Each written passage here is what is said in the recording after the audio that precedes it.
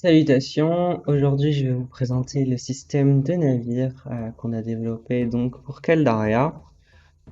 Donc c'est encore plus ou moins un prototype, même si ça commence à se concrétiser. Donc pour l'exemple, je vais utiliser ce petit navire de pêche. Euh, Comme vous pouvez le voir, il y a encore quelques problèmes avec le rendu de l'eau, mais ce sera corrigé. L'essentiel est d'ores et déjà visible. Et comme vous pouvez le voir, le point central de ce mode, de cette fonctionnalité, c'est de pouvoir avoir des blocs, donc des blocs pour des navires, qui ne sont pas alignés sur l'axe habituel. Donc là, par exemple, sur un bloc réel, qui existe dans le monde réel, et là, je vois qu'il y a des blocs du navire qui ne sont pas alignés à cet axe. Donc, pour illustrer mon propos, la majorité des modes de navires qu'on va retrouver vont permettre effectivement de pouvoir avoir cet effet navire sans avoir des collisions. Et là, ce qui est intéressant avec ce mode, c'est qu'on a pu développer des collisions. Comme vous pouvez le voir, je me tiens debout sur ce bateau comme je me tiendrais debout à quelque chose près sur un bloc réel. Vous pouvez voir que mon personnage suit le mouvement du bateau. À noter que le bateau en réalité ne bouge pas vraiment dans tous les sens de la sorte, c'est simplement un effet graphique. Comme vous pouvez le voir, la hitbox des différents blocs reste strictement au même endroit. Toutefois, ça ajoute quand même pas mal d'immersion. Donc, le principal et le point le plus complexe de ce mode est donc ça. C'est que, on n'est pas aligné sur l'axe du monde et pourtant, on a quand même des box de collision pour les blocs. On peut bouger sur le bateau alors même que c'est une entité. C'est quand même très intéressant. Maintenant, ce qui est aussi très intéressant, c'est qu'on va pouvoir bouger ce bateau. En cliquant sur la barre, je vais pouvoir le contrôler. Avoir accès à ce menu assez intuitif, qui est toujours un petit peu en développement, mais qui permet, comme vous pouvez le voir, de contrôler le navire. Donc effectivement, c'est vrai que c'est pas le système le plus RP qu'on pourrait voir, dans le sens où c'est pas comme ça qu'on conduirait un navire dans la vraie vie. C'est pas aussi simple. On peut pas faire des marches arrière de la sorte, on peut pas faire ci, on peut pas faire ça. Cependant, pour les besoins de Minecraft, il est clair qu'on a dû simplifier la chose. Peut-être qu'il y aura des modifications à l'avenir qui seront apportées pour rendre le système plus réaliste, peut-être plus compliqué. À voir, je ne peux rien en dire pour le moment. Comme je vous l'ai dit, c'est plutôt un prototype pour le moment, bien qu'il soit fonctionnel.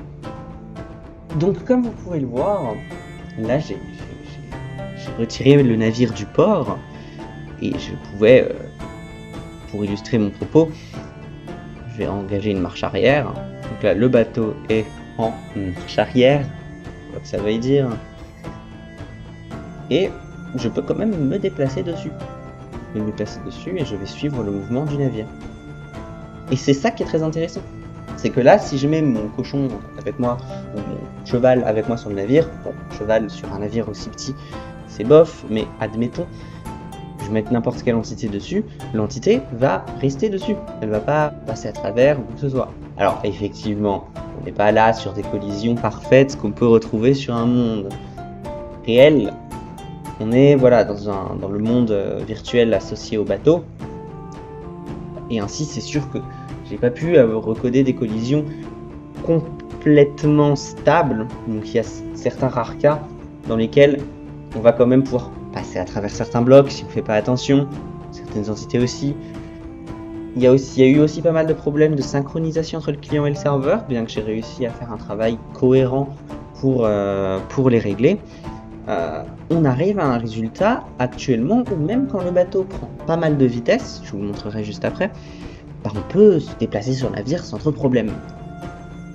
Là où ça devient vraiment intéressant, pour le transport de marchandises notamment, c'est qu'on peut interagir avec les différentes tile entities. Donc, à titre d'exemple, aller dans la cale. Bon, ce bateau il est un peu pété. La cale elle est un peu bizarre. Bon, j'ai vraiment pris un schématique. Faloral m'a donné très très rapidement, c'est un vieux truc. ça convient aussi d'interagir avec des caisses. Donc on peut, alors même que le bateau est une entité, interagir avec les différents conteneurs qui sont sur le bateau, tout simplement. Donc, là, vous voyez que j'ai des caisses et des échelles. Jusque-là, rien de trop impressionnant.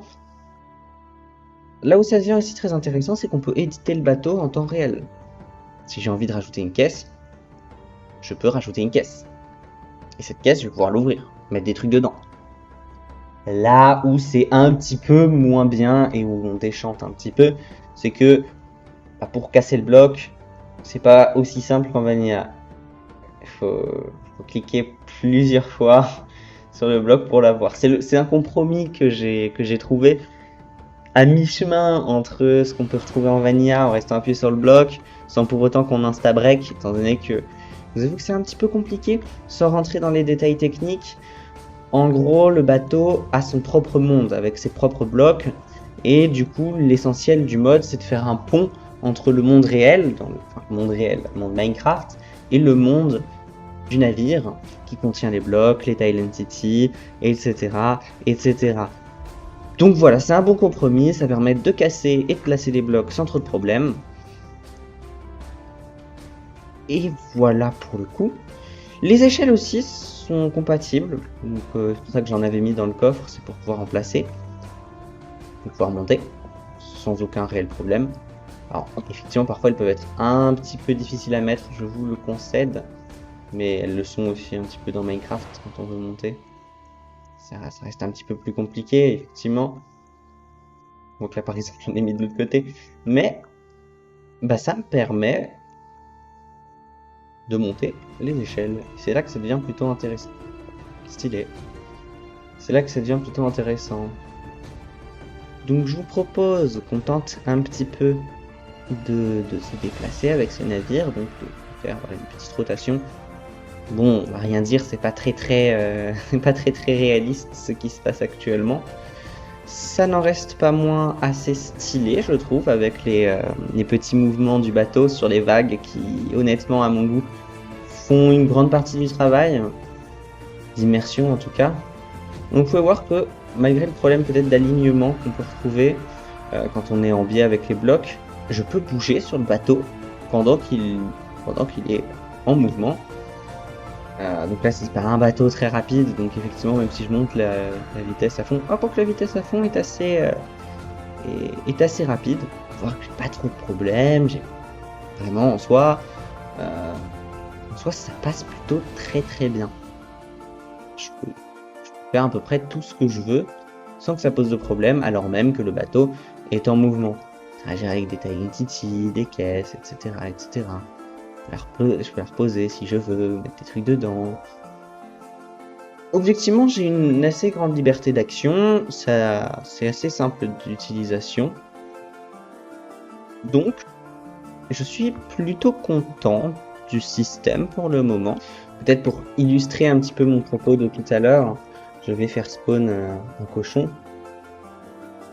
Alors, comme j'ai dit, la synchronisation, elle n'est pas parfaite. Alors, quand le bateau est à l'arrêt, que ce soit avec des joueurs ou des mobs, il n'y a aucun problème. Il n'y a pas trop de bugs graphiques ni rien.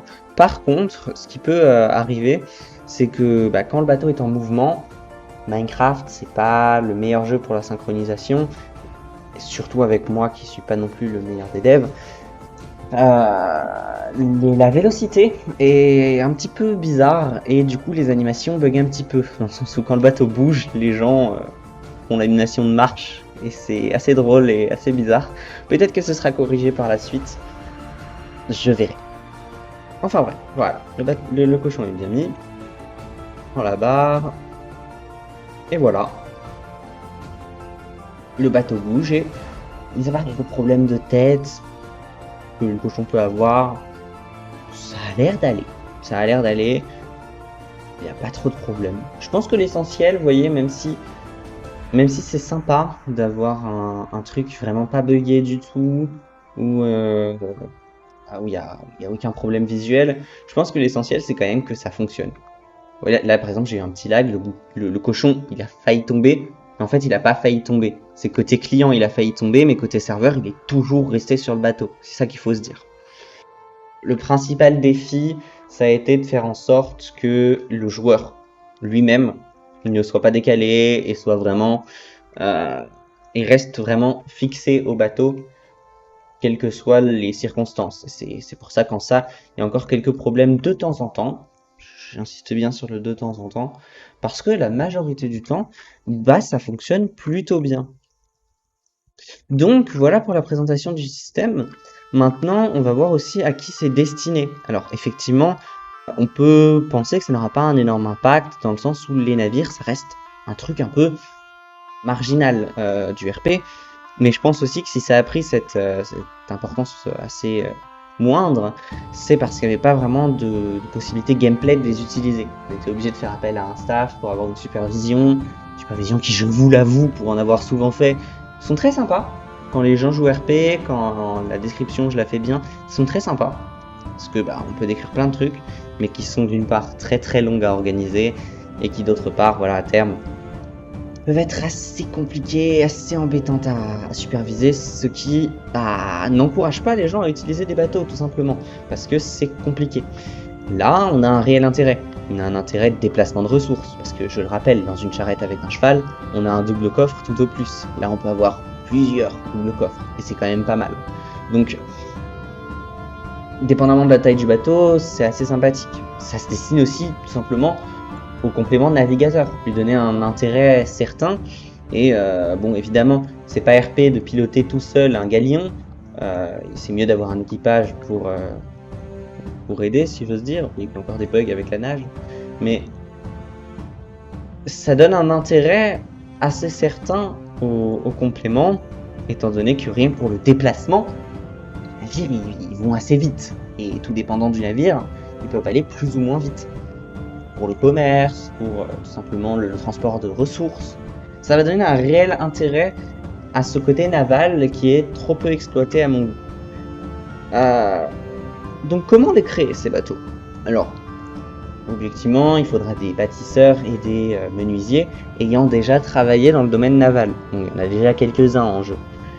Ça ne vous empêche pas de faire des nouveaux personnages pour ceux qui aimeraient arriver et avoir des connaissances là-dessus. Tant que c'est justifié dans l'histoire, ça va passer. Ensuite, effectivement, il faudra faire les plans du navire, le faire valider par le staff par ticket, faire coudre une voile complète par un couturier dont le prix sera surtout évalué par le staff, parce que même si, bon, il y a ça, je rappelle que c'est rudimentaire. Il n'y a pas réellement de système pour baisser les voiles, monter les voiles, baisser les voiles à moitié. Donc les voiles, elles auront toujours cette aire-là, dépendamment du bateau que vous aurez construit, parce que je le rappelle, ce n'est qu'un exemple de bateau, dépendamment, les voiles vont toujours avoir la même tête. Et du coup, il y aura quand même un prix global pour la voile du navire. Il y aura aussi un coût pour l'ancre, parce que même si en gameplay on arrête le bateau comme on peut, sans aucun problème, juste en cliquant sur le bouton, RP parlant, arrêter un navire c'est quand même un peu compliqué, donc pour tout navire qui sera créé, on demandera une ancre, qui sera forgée par un forgeron. Tous ces éléments réunis, le build du bateau ayant été réalisé dans un chantier naval plus ou moins roleplay, et sur ce je vous invite à un peu vous renseigner sur comment est-ce que c'était fait. L'essentiel c'est pas de faire être super rigoureux, mais c'est d'avoir un truc qui reste cohérent. Je donne un exemple tout bête, le navire il a été construit juste ici, bon il y avait des poteaux avant qu'il le mettait dans les airs, et il a dévalé la pente juste là pour être amené dans l'eau. C'est pas grand chose, mais ça reste un scénario cohérent. En gros, ensuite, une fois que le staff aura validé votre construction, que vous aurez votre navire, on vous le mettra en jeu. Enfin, il existera théoriquement déjà en format bloc, mais on vous le mettra en format entité. Et vous pourrez ensuite naviguer comme bon vous semblera. Et je crois que j'ai tout dit. Il y a rien qui m'interpelle plus que ça. J'espère que cet ajout sera utile, vous plaira, et en tout cas, moi, ça demandait beaucoup de travail de mon côté. J'espère qu'il n'y aura pas trop de problèmes, pas trop de bugs. Pour le moment, on a fait des tests. Ça a l'air d'aller. Ça va pas l'air de trop laguer. Comme j'ai dit, on passe pas trop à travers les blocs. C'est pas parfait. Sur ce, je vous demanderai donc d'être indulgent, c'est vraiment pas parfait. Mais on a un très bon début. Et sur ce point, c'est plutôt optimiste. Voilà, voilà, j'en ai tout dit et je vous souhaite une bonne soirée, une bonne journée et à bientôt sur Keldaria.